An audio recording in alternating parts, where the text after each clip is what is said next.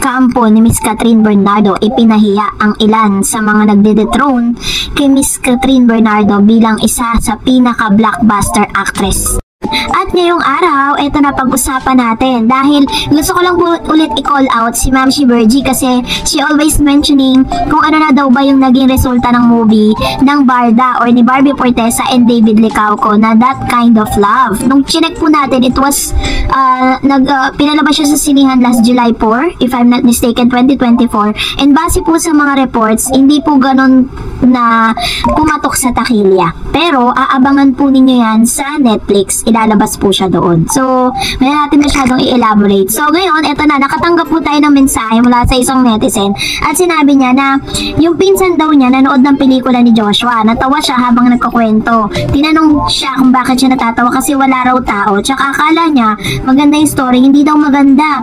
Binibidyo niya yung loob ng sinihan. Walang tao. Mga ilan lang daw sila sa loob.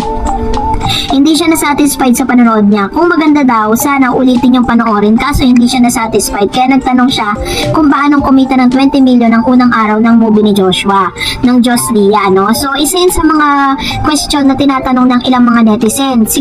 Kasi ito ako, I'm just being lang dito medyo fair lang tayo. Marami rin naman magagandang feedbacks patungkol po dun sa movie ng Diyos Lia. And hindi rin po talaga matatawaran ng pagganap ni Mr. Joshua Garcia. Napakagaling. Trailer pa lang po ang galing ni Joshua. Mata-mata talaga siya.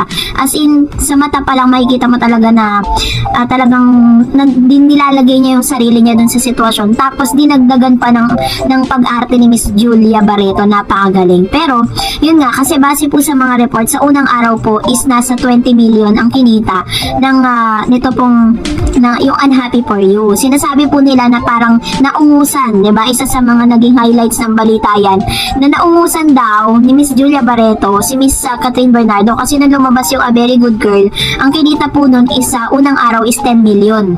Pero kung titignan po ninyo yung sitwasyon that time, yun po yung kakabukas lang po ng mga sinihan dahil katatapos lang ng pandemic. Kahit nga may pandemic noon na talagang yung mga moviegoers ay hindi po naging hadlang yung pandemic na yun para hindi pumunta sa sinihan dahil sinuportahan nila at inambagan nila ang kakaibang pag-arte sa solo era ni Miss Catherine that time. So, 10 million po ang kinita noon. At ngayon po, base po sa report, ay umabot na po ng 104 million total gross in just 4 days. So, 4 na araw po yung kanilang calculation. Sa ika-4 na araw nga, ay kumita na to ng 104 millions. Kaya po marami po mga nagsasabi sa Twitter or sa X na dating Twitter na parang pinipressure nila, no? Ito po yung sabi sa Twitter. Sabi dyan, movie tickets in Metro Manila today cost around 350 to 450 in 2018 and 2019. When they cost around 200 to 300 here and Catherine's romance drama 3 days gross. Since some keep gloating about that 65 million 3-day gross, no one can even close to dethroning Catherine as a box office queen. So, kung pagbabasihan kasi natin yung presyo ng sinihan dati at sa ngayon, talagang masasabi mo na mas lalaki talaga at lolobo yung kikitain ng mga filmmakers kasi mas mataas yung presyo ng ticket. Pero kung ibabase natin talaga sa history, si Miss Catherine po is kumita po siya in just 3 days sa 3 araw. Kumita po yung movie nila ni Mr. Daniel, dati na kanyang ex-boyfriend, ng 116,943,000. And then kumita rin po yung kanyang movie ng as of second day ng 110 millions. Ganun or parang pinapakita dito talaga na nobody can dethrone her. Kahit pilit po na sinasabi nila na parang wala na daw si Catherine, hindi na raw sikat, ganun. Parang nakuha na raw ni Miss Julia Barreto yung trono ng pagiging box office queen. So, hindi pa man po lumalabas at ang mga movie niya ngayon, talagang medyo pressure po ito sa part ni Miss Catherine at Alden Richards kasi ang laki po ng difference. Kailangan matalbogan nila yan. And then I know, sa dami po ng mga supporters ng Kat din, all over the world, hindi lang sa Pilipinas, alam po natin on the first day ay talagang dudumugan pogi ng sinihan. Kaya hindi po ako naniniwala na na-dethrone, ano. I'm not against Julia Barreto. Pero hindi lang natin gusto is yung lagi kinukumpara. Wala namang kinalaman si Miss Catherine dyan. And it doesn't matter, diba? Kung kumita man yan or hindi, ang importante is nabigyan niya ng kasiyahan ng lahat ng mga manonood. And that is the very best thing. Dahil yun po talaga yung gustong-gustong gawin ni Miss Catherine, eh. Yan yung kanyang craft. Yan yung kanyang talent na showcase sa buong mundo. Diba? At ipapakita na talaga si Miss Catherine is hindi pa rin talaga siya nadedethrone o hindi pa rin siya pwedeng tanggalan ng corona sa pagiging box office queen actress ng Pilipinas. So yun yung kaabang-abang. Kaya talagang very exciting talaga to, kasi talagang kumbaga inilabas ng ABS-CBN ang sunod-sunod na mga movies at magkakaroon ng great comparison after this, no, pagkatapos ng movie ni Vice Ganda, kasi malalaking star ang gumanap dun po sa mga movie na meron ngayon ng ABS-CBN. So kayo na po ang humusga, mag-comment kayo sa comment section. At narito naman ang ilan sa mga komento po ninyo patungkol naman sa ating latest updates, dahil napakahalaga ng inyo po mga sasabihin at opinion patungkol sa mga latest updates natin. Unahin natin si Ma'am Shi Elena. Sabi ni Ma'am Shi Elena, hindi ako naniniwala, ginawa lang nila yon para mabasa at pangalanan ni Julia.